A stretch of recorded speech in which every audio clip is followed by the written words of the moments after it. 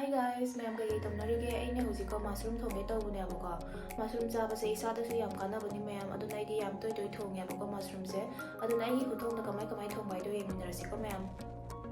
ꯃꯁꯔꯨꯝꯁꯦ ꯃꯌꯥꯝꯁꯤꯒꯗꯤ ꯁꯨꯃꯥꯏꯅ ꯄꯦꯀꯦꯠꯇ ꯍꯥꯜꯂ ꯌꯣꯜꯂꯦꯕꯀꯣ. ꯌꯥꯝꯅ ꯐ꯭ꯔꯦꯁ ꯑꯣꯏꯕ ꯃꯁꯔꯨꯝꯁꯨ ꯐꯪꯉꯤ ꯁꯤꯗ, ꯌꯥꯝꯅꯁꯨ ꯍꯥꯎꯋꯦ ꯊꯣꯡꯕꯗ. ꯍꯧꯖꯤꯛ ꯏꯁꯤꯡꯗ ꯉꯥꯛꯇꯪ ꯇꯤꯡꯉꯒ ꯊꯝꯒꯦ.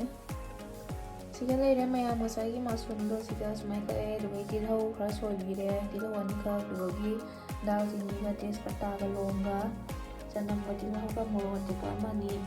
ꯃꯁꯂꯥꯗꯅ ꯖꯤꯔꯥ ꯄꯥꯎꯗꯔ, ꯂꯨ ꯄꯥꯎꯗꯔ, ꯊꯨꯝ ꯒꯔꯝ ꯃꯁꯂꯥꯒ, ꯑꯗꯨꯒꯤ ꯃꯣꯔꯣꯛ ꯑꯁꯨꯕꯒ, ꯌꯥꯏꯉꯪꯒ ꯊꯨꯝꯒꯀꯣ. ꯃꯁꯂꯥꯒ ꯌꯥꯝ ꯊꯥꯛꯑꯔꯣꯏꯕ, ꯑꯁꯤꯅ ꯁꯨꯝ ꯊꯣꯡꯉꯅꯤ ꯃꯌꯥꯝ, ꯑꯗꯨꯗꯤ ꯌꯦꯡꯃꯤꯟꯅꯔꯁꯤꯀꯣ. ꯃꯦꯟꯁꯤꯟꯕꯤ ꯑꯅꯤꯃꯛ ꯇꯧꯔꯒ ꯄꯦꯁ ꯐꯖꯅ ꯁꯦꯝꯕꯤꯔꯦꯕꯀꯣ, ꯒ꯭ꯔꯥꯏꯟꯗꯔ ꯇꯛꯈꯥꯏꯕꯤꯔꯦ ꯐꯖꯅ. ꯊꯥꯎꯁꯦ ꯈꯔ ꯍꯩꯔꯦ, ꯊꯥꯎꯁꯦ ꯐꯖꯅ ꯁꯥꯔꯦ. ꯉꯁꯥꯏꯒꯤ ꯗꯥꯜꯆꯤꯅꯤ, ꯂꯣꯡ, ꯇꯦꯖꯄꯇꯥꯗꯣ ꯊꯥꯗꯕꯤꯔꯅꯤꯀꯣ ꯃꯌꯥꯝ.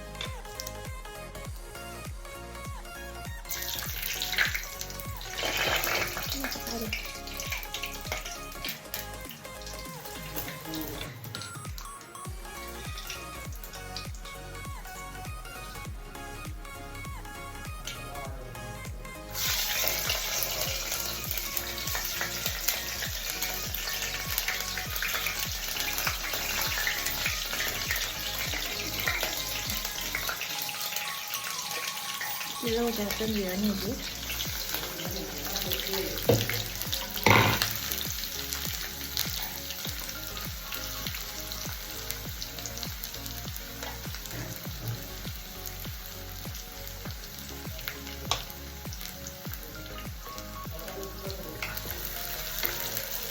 ꯇꯤꯜꯍꯧꯁꯦ ꯐꯖꯅ ꯃꯨꯟꯅ ꯇꯛꯄꯤꯔꯅꯤꯀꯣ.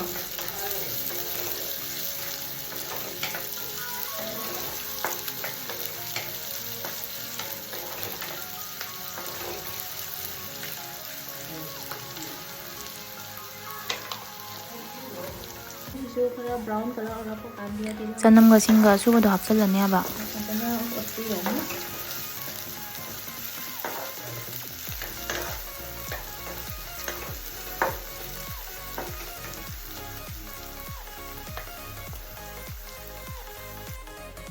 ꯍꯧꯖꯤꯛ ꯃꯌꯥꯝ ꯉꯁꯥꯏ ꯂꯨ ꯄꯥꯎꯗꯔꯁꯤꯒ ꯖꯤꯔꯥ ꯄꯥꯎꯗꯔꯒ, ꯑꯗꯨꯗꯒꯤꯗꯤ ꯌꯥꯏꯉꯪꯒ ꯃꯣꯔꯣꯛꯀ ꯍꯥꯞꯆꯤꯟꯕꯤꯔꯅꯦꯕꯀꯣ. ꯌꯥꯏꯉꯪ, ꯖꯤꯔꯥꯒꯀꯣ, ꯖꯤꯔꯥ,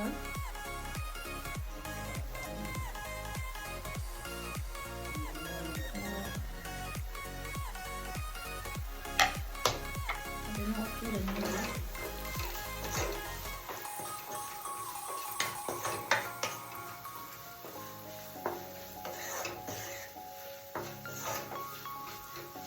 Agora nasagi tomato paste, kami chili paste masih hapchunbirani.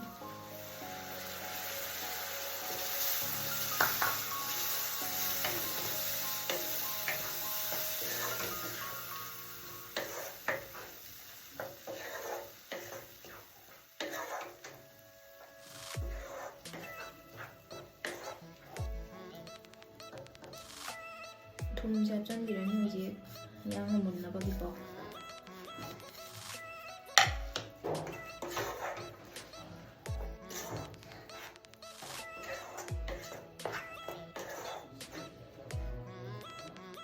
ꯍꯧꯖꯤꯛ ꯃꯁꯂꯥꯁꯦ ꯃꯨꯟꯒꯦꯕ, ꯍꯧꯖꯤꯛ ꯃꯈꯨꯝꯗ ꯀꯨꯞꯁꯟꯕꯤꯔꯅꯤ ꯐꯖꯅ ꯃꯤꯅꯤꯠ 5ꯃꯨꯛ. ꯍꯧꯖꯤꯛ ꯃꯁꯂꯥꯁꯤꯁꯨ ꯐꯖꯅ ꯃꯨꯜꯂꯦ, ꯉꯁꯥꯏꯒꯤ ꯃꯁꯔꯨꯝꯗꯣ ꯍꯥꯞꯆꯟꯕꯤꯔꯅꯤ ꯍꯧꯖꯤꯛ.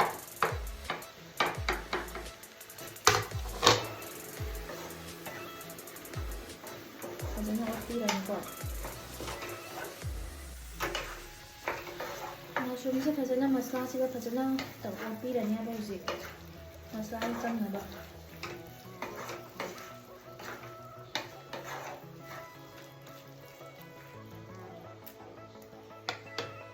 अदुगा मिनिट 7-9 कुपसला थम्बिरनीबा.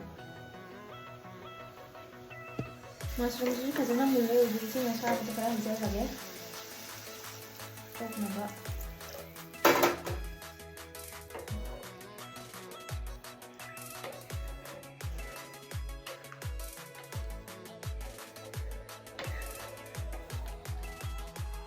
Sangandirani.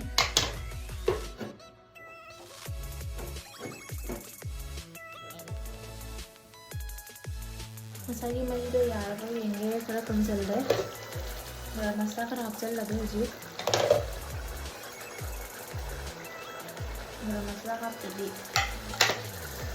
ꯉꯧꯁꯟꯅꯕꯅꯦꯕꯀꯣ ꯃꯆꯨ ꯃꯊꯪꯁꯦ. ꯒꯔꯝ ꯃꯁꯂꯥ ꯍꯥꯞꯆꯤꯜꯂꯦ. ꯃꯅꯝꯁꯨ ꯌꯥꯝ ꯅꯨꯡꯁꯤꯔꯦ.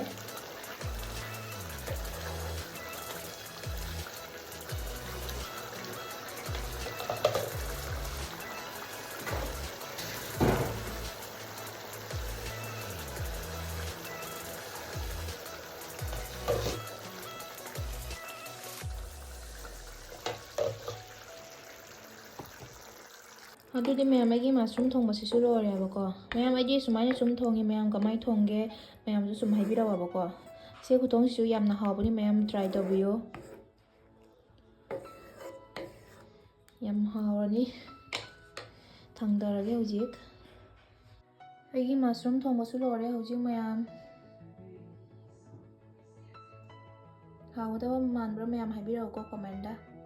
ꯁꯤꯡꯖꯨ ꯑꯃꯒ ꯇꯧꯔꯦ. ꯉꯁꯤꯒꯤꯗꯤ ꯃꯌꯥꯝ ꯁꯤꯒ ꯁꯨꯝ ꯂꯣꯏꯁꯤꯟꯖꯔꯒꯦ. ꯃꯊꯪꯒꯤ ꯕ꯭ꯂꯣꯛꯇ ꯑꯃꯨꯛ ꯊꯦꯡꯅꯔꯁꯤꯀꯣ ꯃꯌꯥꯝ. ꯕꯥꯏ ꯕꯥꯏ.